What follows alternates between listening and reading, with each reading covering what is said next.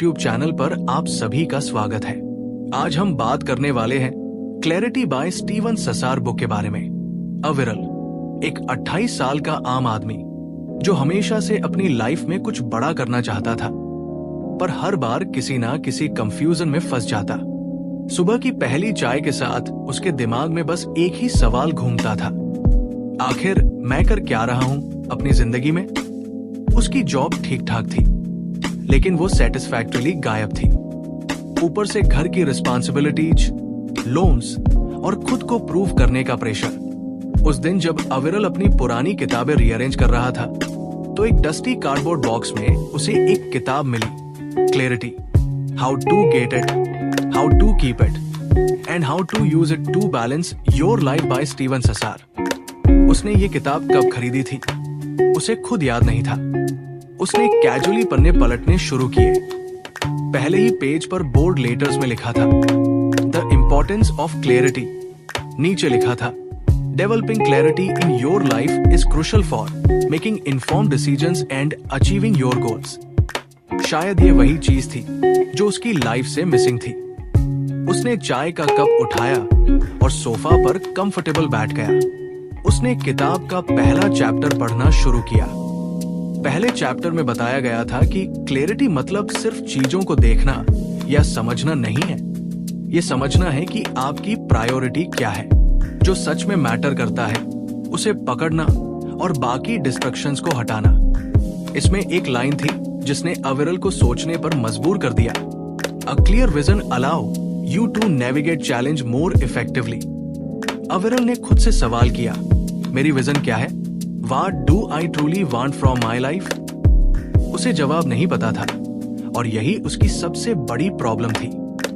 उसने किताब में आगे पढ़ा कि क्लैरिटी ना सिर्फ आपको सही डिसीजंस लेने में मदद करती है, बल्कि आपकी एनर्जी और टाइम को भी सही जगह इन्वेस्ट करवाती है।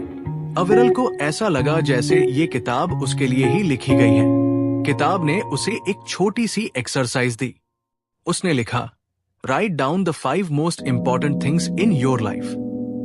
अविरल ने पेन उठाया और कुछ देर सोचने के बाद लिखा, 1 परिवार, 2 स्वास्थ्य, 3 करियर, 4 आर्थिक स्वतंत्रता, 5 शांति का मन। जब उसने लिखा तो उसे रियलाइज हुआ कि उसकी लाइफ इन 5 प्रायोरिटी से कंप्लीट अलग डायरेक्शन में जा रही थी। उसकी फैमिली के लिए टाइम ही नहीं था। हेल्थ का तो पूछो मत, जिम की मेंबरशिप सिर्फ कार्ड तक लिमिटेड थी। करियर में ग्रोथ के बारे में सोचने का टाइम ही नहीं मिलता था।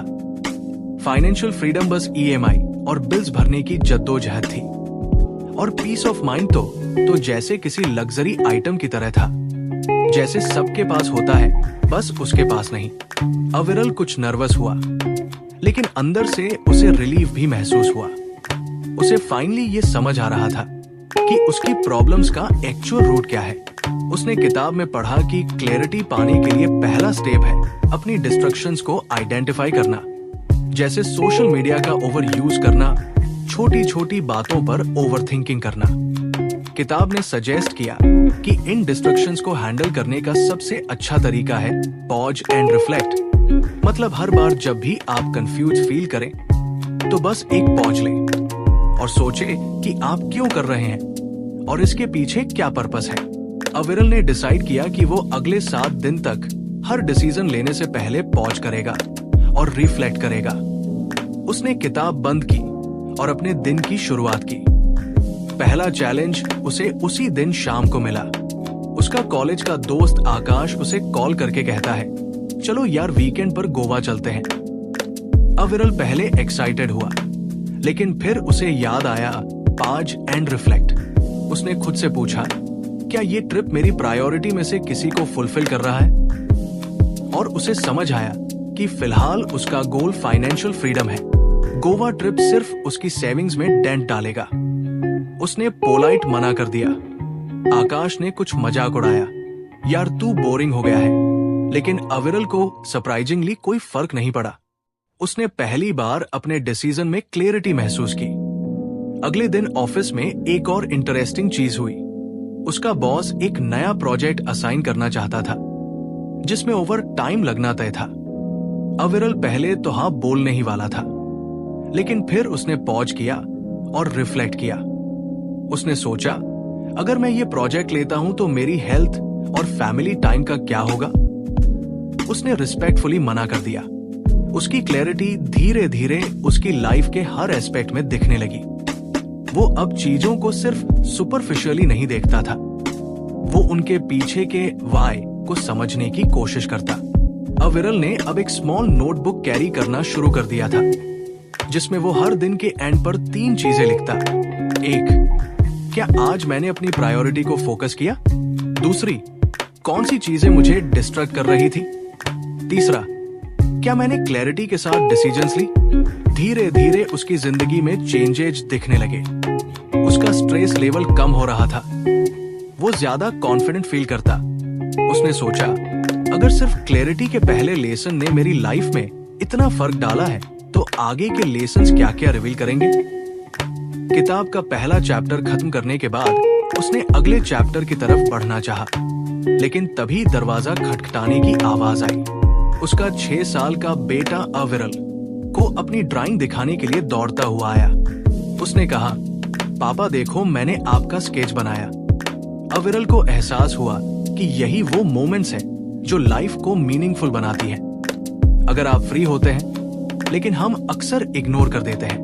उसने अपने बेटे को गोद में उठाया और उसके साथ पूरी ड्राइंग देखी। अविरल ने सोचा, शायद यही क्लैरिटी है, अपनी प्रायोरिटी को सिर्फ लिखना नहीं, बल्कि उन्हें फील करना।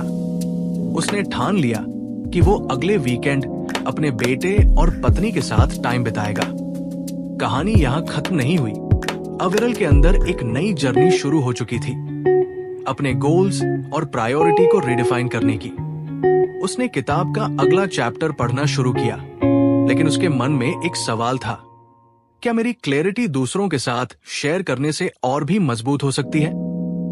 अविरल ने जब किताब का अगला चैप्टर शुरू किया, तो उसमें बोल्ड लेटर्स में लिखा था, लाइव विद इंटेंशनलिटी। नीचे की लाइंस ने उसका ध्यान खींच लिया। जीवन के उद्देश्य के साथ रहना मतलब अपने विकल्पों के बारे में सक्रिय होना, नहीं प्रतिक्रियाशील होना।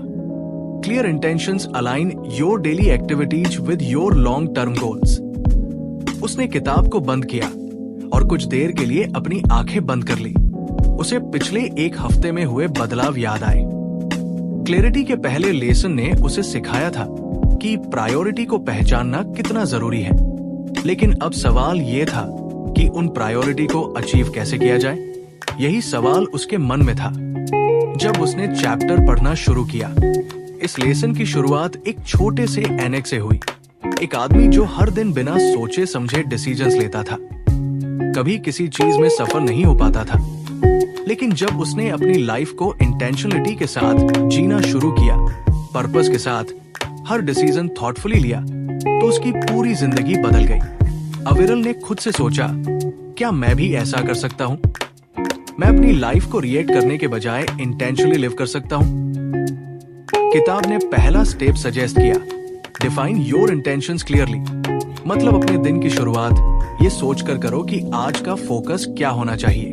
अविरल ने उस दिन सुबह सुबह अपनी नोटबुक में लिखा, 1, आज परिवार के साथ डिनर जरूर करूंगा।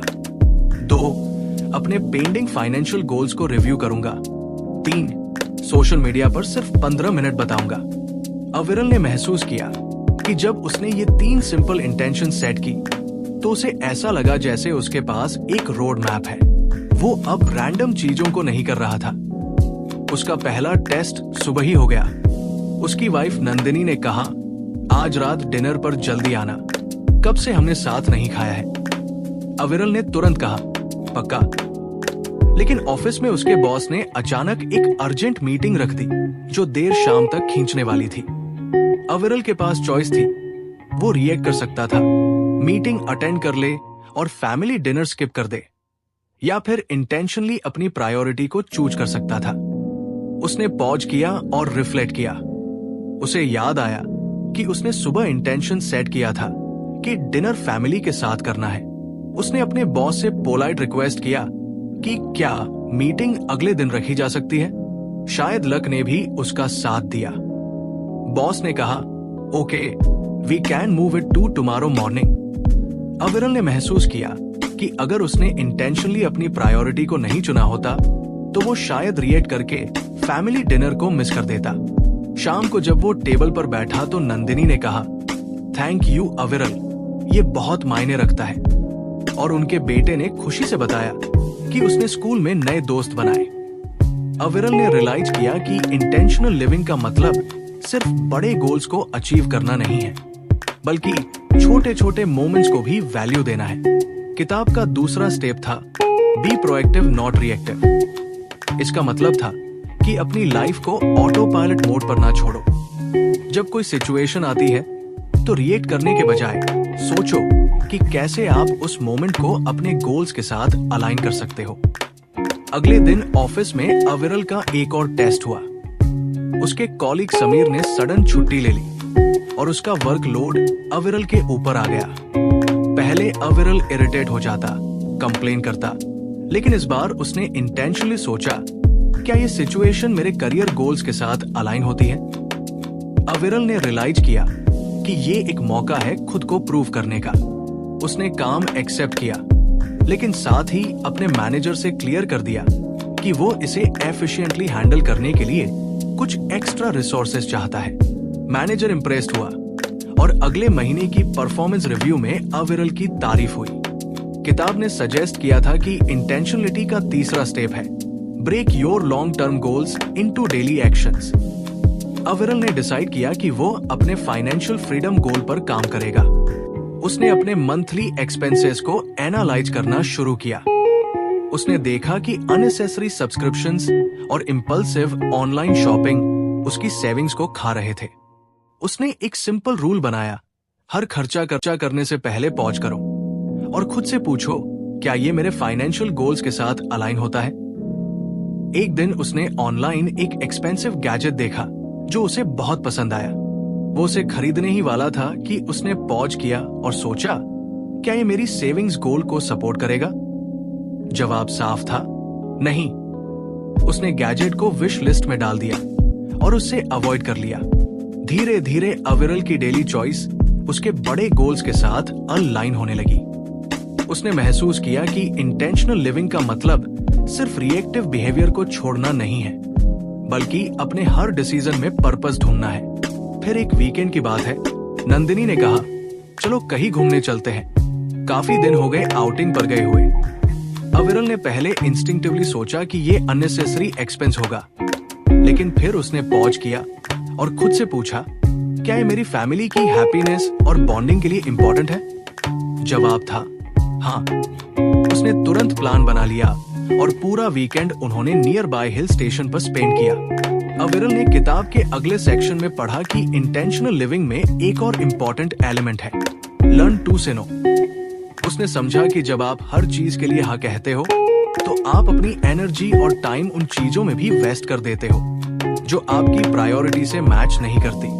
अब जब भी कोई उसे किसी ऐसे काम के लिए इनवाइट करता जो उसकी प्रायोरिटी से मैच नहीं करता, तो वो पोलाइट मना कर देता। उसने महसूस किया कि हर नो उसे उसकी प्रायोरिटी के लिए और ज्यादा स्पेस देता है।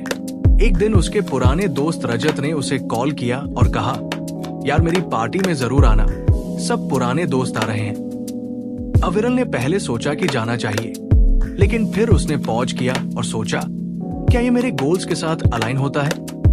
उसने रियलाइज किया कि वो उस वक्त अपनी हेल्थ पर फोकस करना चाहता है और देर रात की पार्टी उसके लिए सही नहीं थी। उसने रजत को मना कर दिया। रजत ने कुछ नाराजगी जताई, लेकिन अविरल को अंदर से गिल्ट नहीं हुआ। अविरल की लाइफ अब इंटेंशनलिटी की तरफ बढ़ रही थी। उसने अपने डिसीजंस में क्लैरिटी महसूस की। वो अब हर दिन का पर्पस डिफाइन करता और अपनी डेली एक्टिविटीज को उसी के अकॉर्डिंग प्लान करता। लेकिन एक दिन उसने किताब में पढ़ा, intentional living doesn't mean being rigid and being flexible with purpose. उसने सोचा, मैं क्या कभी ऐसा कर पाऊंगा? रिजिड होकर भी Sangeet purposefully to change the project timeline, can you adjust? पहले अविरल इरिटेट होता, लेकिन अब उसने पॉज किया और सोचा, क्या ये फ्लेक्सिबल मेरे करियर गोल्स के लिए जरूरी है? उसने खुद को समझाया कि कभी कभी इंटेंशनलिटी का मतलब कॉम्प्रोमाइज भी होता है, अगर वो कॉम्प्रोमाइज आपके बिगर पिक्चर को सपोर्ट करता है। अविरल ने किताब के इस लेसन से एक और बड़ी बात सीखी। इंटेंशनलिटी कोई वन टाइम प्रोसेस नहीं है। ये हर दिन, हर मोमेंट, हर डिसीजन में प्रैक्टिस करनी पड़ती है। उसने अपने नोटबुक के लास्ट पेज पर एक चीज लिखी, live each day with purpose so that when you look back you don't regret how you spent your time. अविरल अब क्यूरियस था कि किताब के अगले लेसन में उसे क्या सिखाया जाएगा। उसने किताब को क्लोज किया और अपने अगले डे के लिए इंटेंशन सेट करने लगा। अगली सुबह अविरल ने किताब का अगला चैप्टर खोला। इसमें बोल्ड लेटर्स में लिखा था बैलेंस। नीचे लिखा था संतुलन प्राप्त करना विभिन्न जीवन के पहलुओं, काम, संबंध, स्वास्थ्य और व्यक्तिगत विकास आवश्यक है जीवन के लिए सामान्य कल्याण। अविरल ने चैप्टर पढ़ना शुरू किया, लेकिन उसकी आंखें बार बार इस एक लाइन पर रुक रही थी। जब एक क्षेत्र आपकी जिंदगी को बार बार परेशान करता है तो असंतुलन तनाव और असंतुष्ट का कारण बनता है। उसने पॉज किया और अपनी लाइफ पर नजर डाली। उसने सोचा, क्या मैं अपनी लाइफ में बैलेंस मेंटेन कर पा रहा हूं? जवाब उसके सामने साफ था, नहीं। ऑफिस की डेडलाइंस इतनी हैवी थी कि वो कई बार फैमिली टाइम मिस कर देता। हेल्थ तो जैसे उसकी प्रायोरिटी लिस्ट से गायब हो चुकी थी। पर्सनल ग्रोथ बस संडे को कोई रैंडम संगीत खुशी के बजाय रिग्रेट्स थे। ये पढ़ते ही अविरल का दिल कुछ भारी हो गया। उसने सोचा, क्या मैं भी कहीं ऐसा ही तो नहीं कर रहा? उसने डिसाइड किया कि वो इस इम्बैलेंस को ठीक करेगा। उसने चैप्टर में दिए गए स्ट्रेटेजी पर ध्यान देना शुरू किया। पहला स्टेप था आइडेंटिफिकेशन शिप्स, हेल्थ और पर्सनल ग्रोथ। अविरल ने अपनी नोटबुक निकाली और चारों पिलर्स के लिए एक एक पेज बनाया। उसने लिखा, 1, वर्क, बहुत ज्यादा टाइम और एनर्जी ले रहा है। 2, रिलेशनशिप्स, फैमिली टाइम कम हो रहा है, दोस्तों और रिलेटिव से कनेक्शन ऑलमोस्ट खत्म हो गया है। 3, हेल्थ, नेग्लेक्टेड, जिम की मेंबरशिप सिर्फ कार्ड तक सीमित है, डाइट कंप्लीट अनहेल्दी है। 4, पर्सनल ग्रोथ, स्पोरेडिक, कभी कभी किताबें पढ़ लेता हूं लेकिन कोई कंसिस्टेंट एफर्ट नहीं है। जब उसने इन चारों पिलर्स को देखा तो उसे रियल लाइफ वर्क में जा रही है और बाकी तीनों एरियाज सफर कर रहे हैं। किताब ने सजेस्ट किया कि बैलेंस लाने का पहला स्टेप है set boundaries for each area. अविरल ने सोचा, बाउंड्रीज का मतलब क्या है? किताब ने समझाया कि बाउंड्रीज का मतलब है हर एस्पेक्ट के लिए डेडिकेटेड टाइम और स्पेस रखना। उसने डिसाइड किया कि वो हर दिन शाम 7 बजे के बाद ऑफिस का काम नहीं करेगा। हर वीकेंड फैमिली के साथ आउटिंग या कोई एक्टिविटी करेगा। रोज सुबह 30 मिनट एक्सरसाइज के लिए रखेगा। हर हफ्ते एक नई स्किल या किताब पर काम करेगा। अविरल को पहले ये सब अनरियलिस्टिक लगा, तो इम्बैलेंस बना ही रहेगा। अगले दिन उसने अपनी बाउंड्रीज इंप्लीमेंट करनी शुरू की। पहला चैलेंज ऑफिस में आया। एक अर्जेंट ईमेल शाम 7:01 पर आया। पहले अविरल उसे तुरंत रिप्लाई करता, लेकिन इस बार उसने पॉज किया और सोचा, क्या ये मेरे सेट बाउंड्रीज को तोड़ रहा है? उसने ईमेल को अगली सुबह तक छोड़ दिया। शुरुआत में कुछ गिल्ट महसूस हुआ, लेकिन जब उसने देखा कि सुबह भी ईमेल हैंडल किया जा सकता था, तो उसे समझ आया कि हर अर्जेंट चीज पर रिएक्ट करना जरूरी नहीं होता। दूसरा स्टेप था learn to prioritise without guilt. किताब ने बताया कि बैलेंस का मतलब ये नहीं है कि हर चीज को बराबर समय दिया जाए। इसका मतलब है कि हर चीज को उतना समय दिया जाए जितना वो डिजर्व करती है। अविरल ने ये स्ट्रेटजी रिलेशनशिप्स पर अप्लाई की। उसकी वाइफ नंदिनी अक्सर कंप्लेन करती थी कि वो फैमिली के लिए टाइम नहीं निकालता। इस बार उसने इंटेंशनली संडे को पूरा दिन फैमिली के लिए रखा। उन्होंने एक फन पिकनिक प्लान की। जब अविरल पिकनिक पर था तो एक दोस्त का कॉल आया जो उसे कैजुअली बाहर मिलने बुला रहा था। पहले अविरल हाँ कह देता, लेकिन इस बार उसने मना कर दिया। उसने गिल्ट फील नहीं किया क्योंकि उसने रियलाइज किया कि उसकी करंट प्रायोरिटी उसकी फैमिली है। किताब का तीसरा स्टेप था take care of yourself first. इसमें लिखा था, आप एक खाली कप से नहीं भर सकते। मतलब अगर आप खुद की हेल्थ और वेल बीइंग का ध्यान नहीं रखोगे तो बाकी एस्पेक्ट्स पर भी इम्पैक्ट पड़ेगा। अविरल को ये पढ़कर अपना नेग्लेक्टेड हेल्थ रूटीन याद आया। उसने डिसाइड किया कि वो अपनी हेल्थ को फिक्स करेगा। उसने जिम मेंबरशिप रिन्यू की और डेली मॉर्निंग वॉक शुरू किया। पहले दिन जब वो वॉक पर गया तो उसे लगा कि ये टाइम वेस्ट है, लेकिन तीसरे दिन उसे रियल लाइफ का 30 मिनट का ये समय उसे मेंटली फ्रेश और फिजिकली एक्टिव महसूस करा रहा था। उसने अपनी डाइट पर भी ध्यान देना शुरू किया। धीरे धीरे उसने महसूस कि जब उसकी हेल्थ इंप्रूव हो रही थी तो उसका वर्क परफॉर्मेंस और मूड भी बेटर हो रहा था। वो घर पर भी ज्यादा एनर्जेटिक और हैप्पी रहता। किताब का चौथा स्टेप था रेगुलरली इवेलुएट एंड एडजस्ट। इसमें लिखा था कि बैलेंस कोई एक बार की प्रक्रिया नहीं है। लाइफ हमेशा बदल रही है और आपको अपने अप्रोच को समय के साथ एडजस्ट करना होगा। एक महीने बाद अविरल ने अपनी नोटबुक निकाली और चारों स्तंभों को दोबारा मूल्यांकन किया। उसने ने देखा, 1 काम, सीमाएं बनाए रखने के बाद तनाव कम हुआ है, उत्पादकता बढ़ी है। 2 रिलेशनशिप्स, फैमिली और फ्रेंड्स के साथ कनेक्शन बेटर हुआ है। 3 हेल्थ, वेट कुछ कम हुआ है, एनर्जी लेवल्स बेहतर हैं।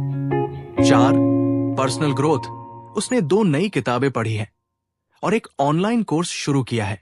हालांकि उसने प्रगति महसूस की, लेकिन उसे ये भी रियलाइज हुआ कि कुछ वीकेंड्स पर वो फैमिली को टाइम नहीं दे पाया क्योंकि ऑफिस वर्क स्पिल ओवर हो गया था। उसने डिसाइड किया कि वो अगले महीने इस पर और ज्यादा फोकस करेगा। अविरल की जिंदगी अब धीरे धीरे बैलेंस होती जा रही थी। उसने किताब के इस लेसन से सीखा कि बैलेंस कोई फाइनल डेस्टिनेशन नहीं है, ये एक ऑनगोइंग प्रोसेस है जिसे रोज प्रैक्टिस करना होता है। उसने खुद से वादा किया कि वो हर महीने अपनी लाइफ का बैलेंस इवेलुएट करेगा। उसने किताब को बंद किया और अगले चैप्टर में कौन सा नया लेसन मिलेगा। अविरल ने अगली सुबह अपनी किताब खोली और नए चैप्टर का टाइटल पढ़ा, जंग से छुटकारा पाए। इस लेसन की पहली ही लाइन ने उसे सोचने पर मजबूर कर दिया। To gain clarity and achieve your goals, you must eliminate the junk to holds you back, be it physical, mental और इमोशनल क्लट। अविरल ने खुद से पूछा, मेरी लाइफ में ऐसा क्या जंक है जो मुझे रोक रहा है? उसे पहले तो कुछ समझ नहीं आया, लेकिन जैसे जैसे उसने चैप्टर पढ़ा उसकी आंखें खुलने लगी। किताब में एक छोटा सा एक्सरसाइज बताया गया था। एक पीस ऑफ पेपर लो और उसमें 3 कॉलम्स बनाओ। 1 शारीरिक गंदगी, 2 मानसिक गंदगी, 3 भावनात्मक गंदगी। अविरल ने नोटबुक निकाली और लिखना शुरू किया।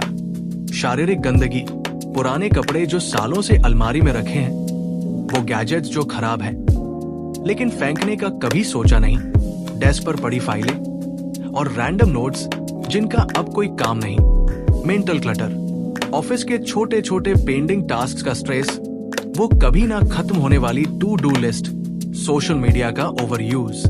इमोशनल लटर, उन लोगों से एक्सपेक्टेशंस जो कभी पूरी नहीं होंगी, पुराने आर्गुमेंट और ग्रजेस जो अभी तक मन में है, खुद की गलतियों के लिए गिल्ट। जब उसने ये सब लिखा तो उसे अपनी लाइफ की कस समझ में आई।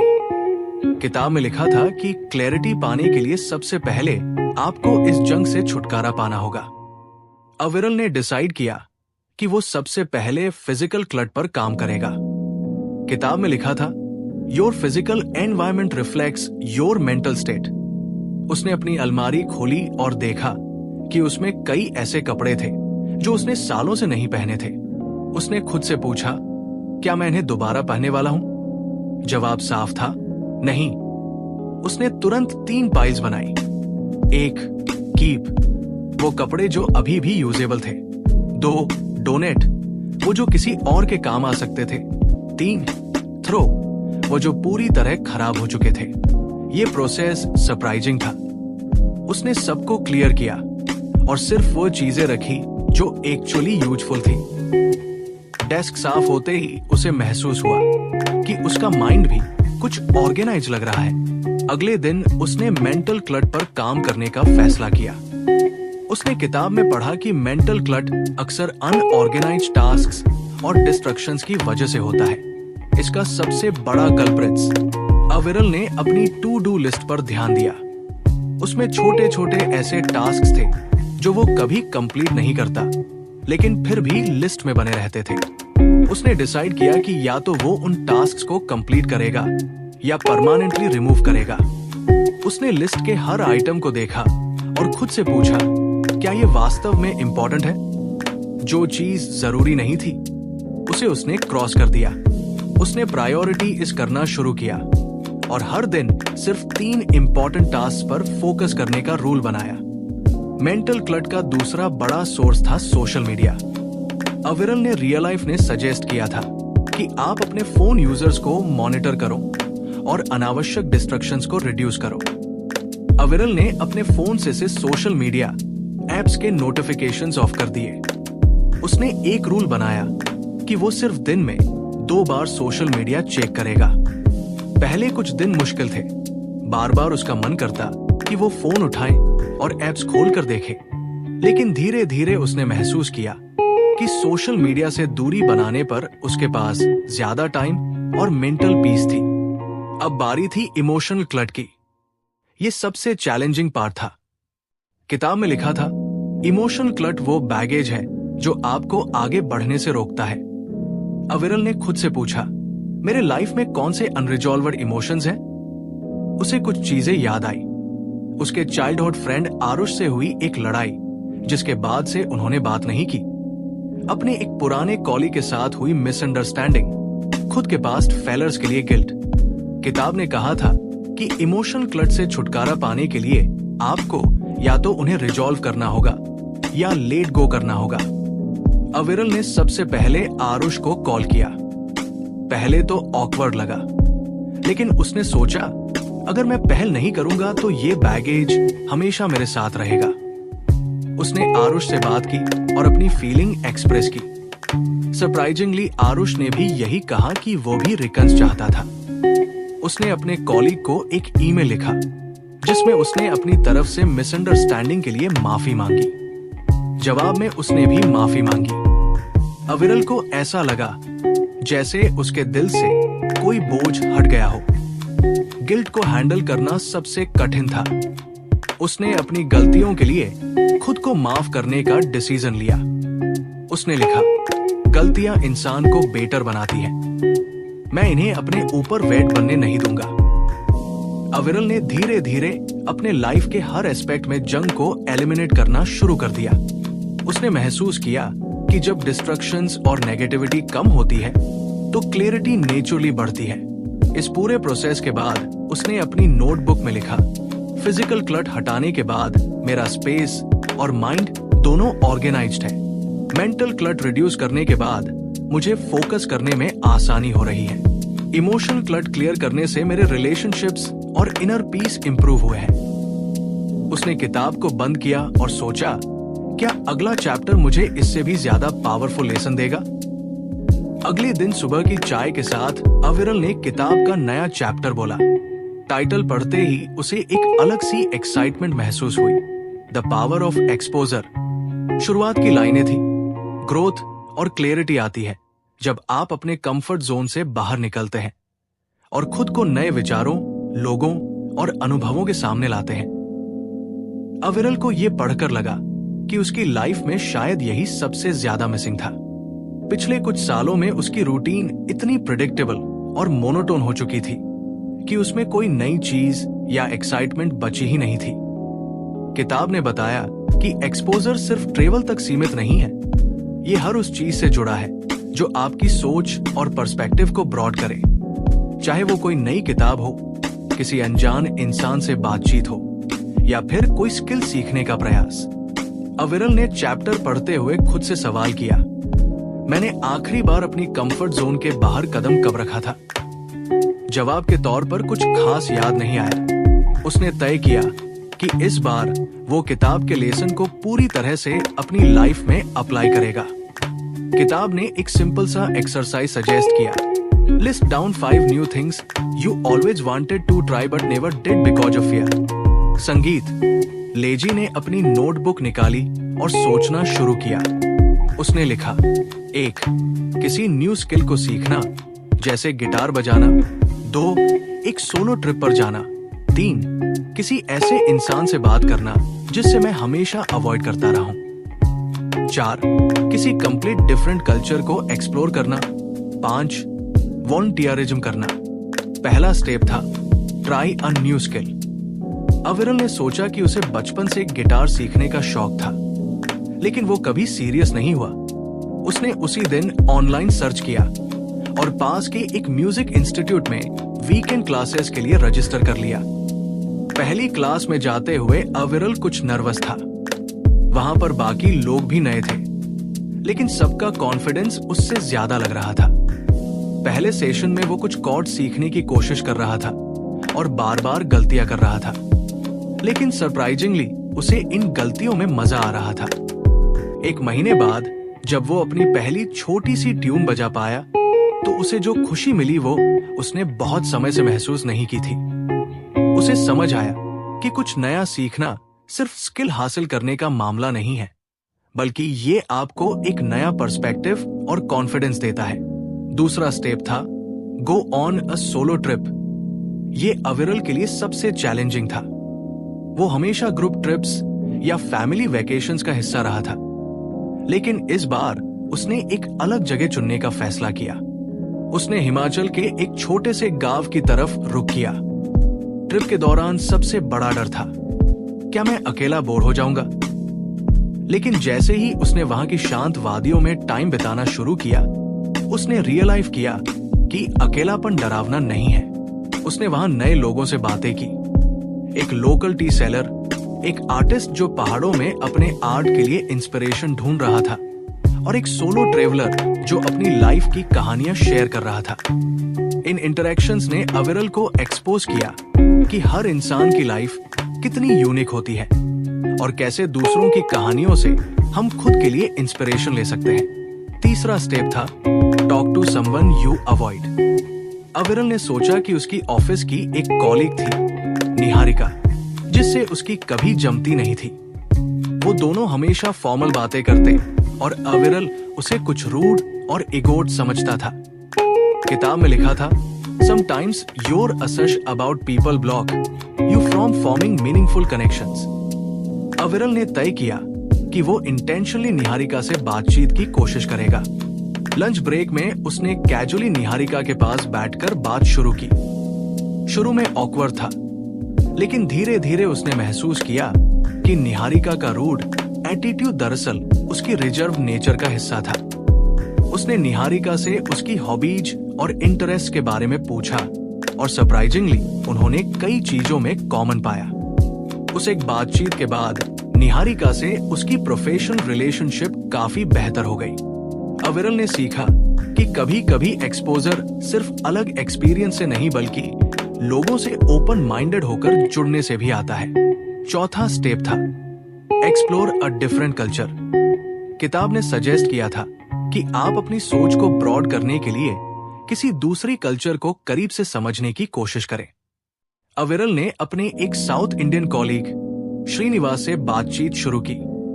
श्रीनिवास ने उसे अपने घर खाने पर इनवाइट किया। वहां अविरल ने पहली बार ऑथेंटिक साउथ इंडियन फूड खाया और उनके त्योहार ओन नाम के बारे में सुना। उसने देखा कि कैसे अलग कल्चर्स में ट्रेडिशन व अलग होते हैं, लेकिन इमोशंस सब जगह एक जैसे होते हैं। इस एक्सपोजर ने अविरल को कल्चरल डाइवर्सिटी के बारे में एक नई एप्रिसिएशन दी। उसे लगा कि जब तक हम दूसरे कल्चरल माइंडेडनेस से बाहर नहीं निकल सकते। पांचवा स्टेप था वॉलंटियरिज्म। फुल कॉज के लिए कंट्रीब्यूट करेगा। उसने पास के एक एनजीओ से कांटेक्ट किया जो अंडर प्रिविलेज बच्चों को पढ़ाने का काम करता था। पहले दिन वो कुछ नर्वस था। उसे लगा कि वो बच्चों को कुछ सिखा नहीं पाएगा, लेकिन जब उसने बच्चों के साथ बातचीत शुरू की तो उसने महसूस किया कि वो भी उनसे बहुत कुछ सीख सकता है। एक बच्चे ने उसे पूछा, भैया आपने कभी बड़ा सपना देखा है? इस सवाल ने अविरल को अंदर तक झोड़ दिया। उसने रियलाइज किया कि सपनों की बात सिर्फ बड़े सिटीज या प्रिविलेज लोगों तक सीमित नहीं है। इन बच्चों के छोटे छोटे सपने भी उतने ही बड़े और खूबसूरत थे। इस एक्सपीरियंस ने अविरल को ग्रेट व्यू और ह्यूमिडिटी सिखाई। उसे समझ आया कि ग्रोथ सिर्फ प्रोफेशनल अचीवमेंट्स तक सीमित नहीं है। जैसे जैसे वो इन स्टेप्स को इम्प्लीमेंट कर रहा था, उसने अपनी लाइफ में सटल लेकिन पावरफुल चेंजेज महसूस किए। उसे महसूस हुआ कि नए आइडियाज, एक्सपीरियंस और लोगों से जुड़ने से उसकी सोच और क्लैरिटी में कितना फर्क आया। किताब में आखिरी एडवाइस थी, never stop exposing yourself to the unknown. Every new experience adds layer to your understanding of the world. Aviral ने खुद से वादा किया कि वो हर महीने एक नई चीज ट्राई करेगा। तो फ्रेंड्स, ये थी हमारी आज की बुक समरी। आपको कैसी लगी कमेंट करके जरूर बताएं। और धन्यवाद आपका समरी अंत तक सुनने के लिए।